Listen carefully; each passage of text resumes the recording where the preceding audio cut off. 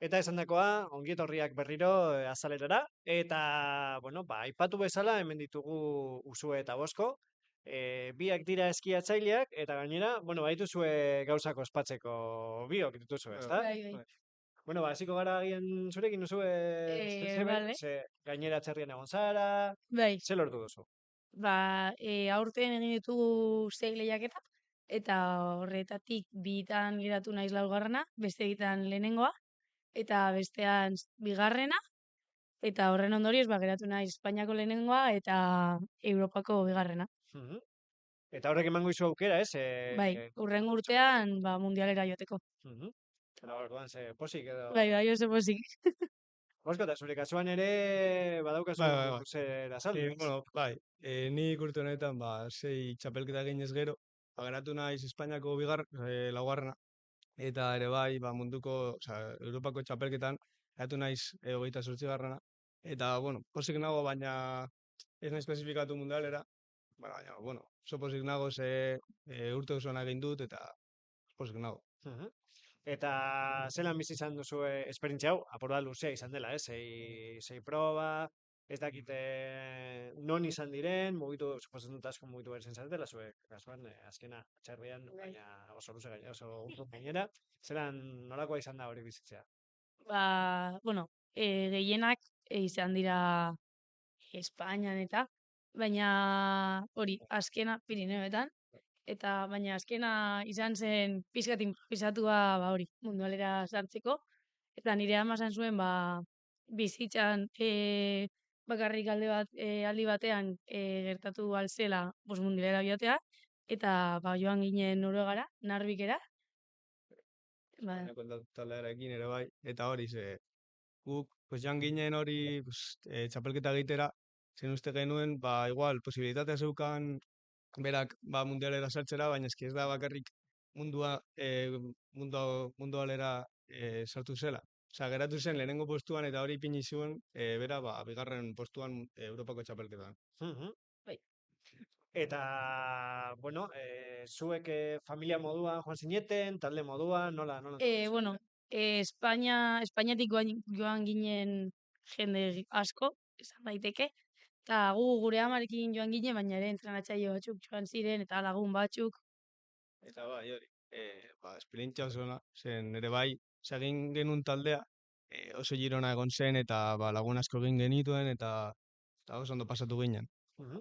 Eta, bueno, urrengo itzordua edo erronka, munduko txapelketa izango da zuzenean, edo berte? Ez. Zurian dituzu... Munduko txapelketan dira gabonak eta gero, baina ikusten dut lehenengoa izango dela, uste dut. Lehenengoa edo... Oraindik ez dakigu datak ez daude jarrita oraindik, baina mundualera joan eta lehen eskiatuko dugu hilabete bat edo. Eta horrekin prestatuko gara, eta ere bai, udan egitea adibes fiziko, zen eskia, freeride egiteko oso importantea da hanketan indarra izatea, eta ere bai oso ondo dago, adibes trampolinetan trukoak egitea eta horrela, zen horrela, trukoak saietzen egiten dituzuan, zen ez duzu minek egiten, eta gero ja elurran, praktikan jartzen duzu. Aipatu duzue, freeride disiplina, zertan datza disiplina hau? Freeride eski estilo bat, dela, jeitxera libre bat egitea, eta jeitxera horretan, jeitxera horri da eski estazioaren pistatik kanpo, lur natural batean, eta hori egiten da jeitxera libre, egiten duzuna saltoak, eta helburua da ere bai, mendietatik isurtzea, mendiaren gainetik isurtzea. Ere bai. Bosko esan duen moduan eta izena esaten duen moduan, estilo libre bat da, eta adibidez, konpetizioetan egiten dena, da eskiak sorbaldan jartzen dituzu, mendi bat edo kara bat igotzen duzu, eta hortik zure linea edo behetik idatzi duzun linea edo zer egingo duzun edo zer arroka salto egingo dituzun egin behar dituzu, eta juezeak epaiak notaren bat. nota jartzen du, zenbat saltatzen duzun ondorioz, nola jeitzen zaren, estiloa, Teknika eta ia jendea ere egin duen zure linea edo bakarrik izan zarena linea hori egin duena. egiten baduzu lerro bat dena originala, hori pues, puntuak gehitzen ditu eta ere bai ikusten baduzu lerroa eta joaten zara leku batetik oso txarto dagoena, pues hori puntuak Gehitzen dizkizute. gehitzen dizkizu eta hori pues horrela pues, postu hobeago ateratzeko. Mhm. Eta aipatu duzu lehen, ez? Agian trampolina baliatzen duzuela udan, gero hemen laudion bizita, entrenatzea ez da, arrainoan ez dago elurra maiz. Orduan ez dakit nola entrenatzen duzuen urte osoan zehar, eta zer lantzen duzuen alde batetik fisikoki, eta bestetik, bueno, erabiltzen duzuen saltoak, ez dakit bilatzen duzuen inspirazioa beste kirolari batzuetan, edo Bai. ezarrita dagoen gutxi gora bera zein teknika erabili ditzakezuen, nola antolatzen duzuen? Ba, gu astelehenetik ostegunera gimnasioan egiten dugu ba hori bost esan duena hankak, ze hankak oso landuta egon behar dira saltoak ondo mantentzeko. Eta gero zorionez, ba, ostiraletan beti astebururo joaten gara eskiatzera Albaiaran, hor dagoela estazio bat. Eta gero daukagu entrenatzaile bat egiten diguna ba astebururo zer egiten dugun eta joaten gara edo snowparkera daudela hor salto batzuk ja eginda eta zuk hor airea hartzen duzu edo trukoa egiten dituzu eta edo lurra nahikotxo badago ba egiten ditugu lehiaketa simulakro batzuk eta jaisten ditugu ba hori lurra dauden lekutik. Bai. Lurra Kanpotik. naturala, bai. Eta bueno, ere bai, nik ikusten ditut adibidez, pues, esperientzia asko dutenen eskiatzailei, adibidez dago bat, nire gogokoan dela deitzen dena Sami Carlson, ze hori adibidez, da nire idolo eta pues, bera pues, Horritzen duzu bai, ohikoa. jarrantzi dut asko eta adibidez bideo batzuk dauka YouTubeen eta horietatik hartzen ditut ikusten dut eta horrela gero trampolinean saiatzen dut egiten bera egiten duten trukoak eta gero ja elurran praktikan jartzen ditut eta ya está, sin más. Horrela. Eta, bueno, elurra badakirol bat, nolabait, lesioetara oso lotuta dagoena. Ez dakite nola lantzen duzuen hori, edo noiz bait izan duzuen lesioaren bat, ez dut esan nahi bakarrik erortzea, mugimendu txar bat, belaunean... Bai, horregatik oso importantea da ba, hori, ba, hankak fuerte izatea eta hankak tronko, osea, goiko tronkoa eta dana. Osea, azkenean zuk entrenatuta bazaude eta fuerte bazaude, ba, da askoz errazagoa da lesionatzea ez bazaude entrenatuta bazaude baino. Eta, ba hori, egiten dugu, en plan, lesioak eduki ditugu, ni adibidez ireki nuen belauna osoa, eskiarekin, eta bera ditu gehiago. Nik adibidez, denboraldi honetan, gabonetan atera zitzaidan eskumako sorbalda, eta gero orain aste santuan rekuperatu nintzen honetaz, eta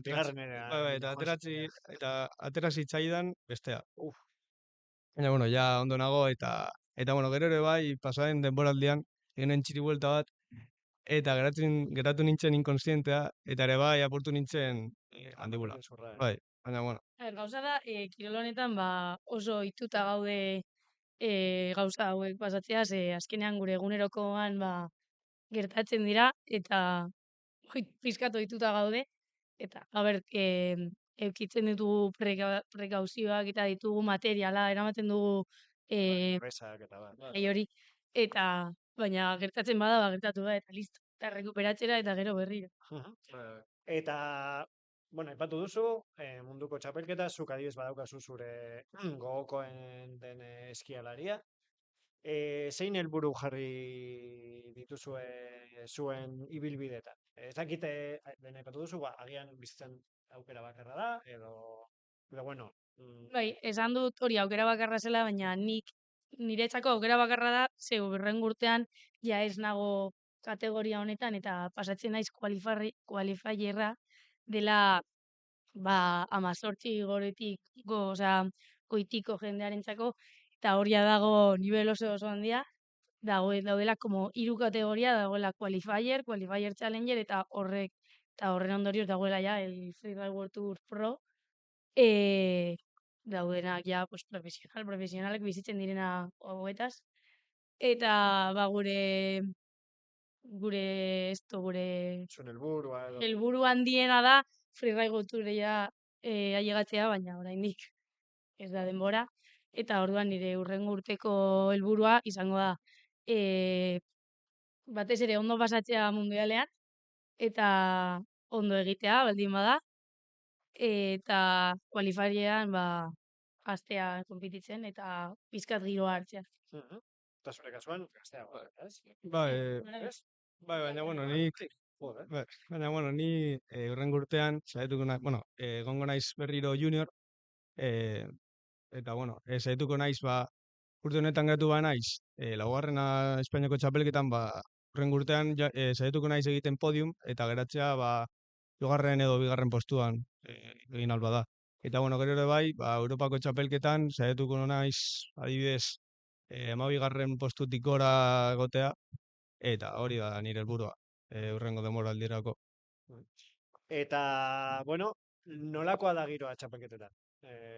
Ja, eskermetu nahikoa daukazue txapelketetan, aurten egin dituze 6, orduan zer esan dezakezue? Nire ustez, justo gure disiplinan edo giroa izugarria da, guztion artean ondo gaude, guztion artean laguntzen gara, batez ere nesken artean, igual batzuetan ikusten da beste disiplinetan pizkat rivalitate hori dagoela, freeridean da izugarria eta hori nesken artean guztiak laguntzen gara, guztiak posten gara besteak ondo egiten badute, eta niretzako disiplina oso polita da ikusteko eta bizitzeko, eta gainera ematen ditu, osea, bizitzan nola esaten da, bizitzan asko erakusten dizu, jendearekin egoteko eta jendearekin, Ikasketa prozesu bat, hori da. kiroletik atara. Bai. Gainera, respetu handia dago guztien gandik, eta nik oso pozik nago disiplina honekin, eske, respetua eta ere bai, jo que se, adibidez posa, besteen posa eta hori, oso importantea da niretzat, eta freeride dauka asko. Eta nola heldu zineten kirol honetara, ze badaude kirol anitzak, ez dakite gurasoek egiten dutelako, edo ikusten zenutelako, edo nola heldu zineten honek? Berriro zorionez, gure aitak eskiatzen zuten, eta txikitatik eskiatzen dugu, baina disiplina hau egiten dugu, 5 urtekin edo gure aitak ni eta nire bi anaiei apuntatu zigutelako klub batera hor freeride egiten zuena, eta horren ondorioz hasi ginen pizkanaka eta duela 3 urte lehiaketan ari gara, eta horregatik da pizkat. Gainera, usu esan bezala, esan duen bezala, horrela izan da, eta gainera nik beti txikitatik, gustatu zait egitea txiribueltak eta horrela, adibidez, zoruan eta horrela egitea. Eta, hori, lotura duenez, txiribueltak egitea eta ere bai, eskia, gustatzen zait asko freeride. Eta zein izan da orain arte zuen iritziz, egin duzuen teknikarik zailena edo gogokoena duzuena? Zuk aipatu duzu txiribuelta, ez dakite gauza zailagoak dauden? Nik nire gauzerik zailena egin duana, uste dut dela truko bat deitzen dena rodeo 3, edo ere bai, da backflipak txiribuelta atzerantz egin nuena, ze izan zen, igual, ez dakit 6 metroko roka batetik, eta motivazio handia zegoenez, eta jendea guztia zegoen ikusten, eta hori, Adrenalina top. Bai, adrenalina top. Eta zure kasuan? Nire kasuan izan da 360 bat, dela ez direla hankak buru gainetik basatzen, dela plan horizontala, eta hori, salto batzuetan hori egiten dut. Ez dut, askoz gehiago egiten nik, nahiago dut normal salto egitea eta listo. Baina, bueno, lere egan egiten duzue. Bai, hori bai. Ere bai, freeride ez da bakarrik txirueltak eta horrela egitea, baizik eta ere bai egin alduzu igual, pues, 7 metroko arroka bat, salto eginez, eta gero pertsona bat egiten du 3 metroko roka batetik egiten du pues, truko bat, eta ez zaio asko kontatzen, bestea baino. Mhm. Eta pues, hori, usue nahiago du egiten, ba, rokak handiak, pues, normal egiten. Mhm. Bueno, ez dakit, zerbait gehiago erantzi nahi duzuen honi buruz, kirol honi buruz, edo zuen esperientziari buruz. Uste dut, nahiko argi geratu dela Ja. ze kirol mota lantzen duzuen, ez? Bai. Bere alde gozagarriak eta, bueno, bat apanez ere lezioak eta bar. Agian zerbait pasa zaigu aipatu behar duguna. Bueno, nik, igual, no sé, esken kontua igual, pues pizkat txorrada da, baina neska gehiago behar ditugu freeridean. Azkenean gara askoz gitxiago, lehen baino gehiago daude, hori egia da, eta orain nivel gehiago dago eta, baina nik dakit neska gehiago euki ditugula, eta giro oso ona dagoela, guztiekin egoteko. Ederto? Mil esker freeridaren inguruan, bueno, informatzeagatik, munduari guztiz ez dugunak ezagutzen bagaude hemen, ere. Eta, bueno, sorte hon, Eskerrik asko. txapelketan eta hurrengo denboraldiri Bai. begira, ere. Eskerrik asko. Eskerrik Eta- asko. Zuei. Eta bueno, onaino iritsi gara gaurko azaleran, alde batetik Arrankudiaga Zoioko gorkotasunarekin, eta bestetik, bueno, freeridaren nondik norakoekin eta Laudioko kirolarien lorpenekin. Gogoratu, hurrengo astean berriro ere hemen egongo garela ostegunean, ordu batetatik aurrera, eta bitartean, aiaraldea.eus webgunean izango duzue, bueno, gure berri. Orduan, hurrengo astera arte.